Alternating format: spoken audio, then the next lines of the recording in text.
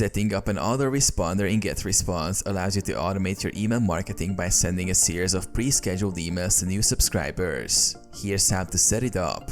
Log into GetResponse. Go to the GetResponse login page and enter your credentials to access your account. Create a new email campaign. In the dashboard, navigate to the email marketing section and click on Create Newsletter. Choose Autoresponder as your email type. Set up your autoresponder campaign. Name your autoresponder campaign to keep track of it. Select the email list you want the autoresponder to be associated with.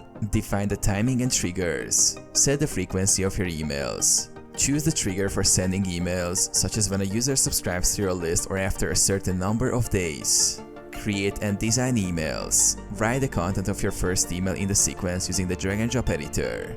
You can create a series of follow-up emails that will automatically be sent according to the timing you set. Save and activate. Once your emails are created, save the autoresponder sequence. Activate it to start sending automated emails to new subscribers.